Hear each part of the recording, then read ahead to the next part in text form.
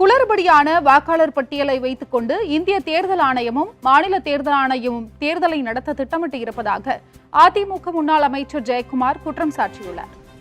பெரிய அளவுக்கு ஒரு வேதனைப்படக்கூடிய கவலைப்படக்கூடிய விஷயமா தான் இந்த எலெக்ஷன் கமிஷனுடைய அந்த வேலையே இருக்கு.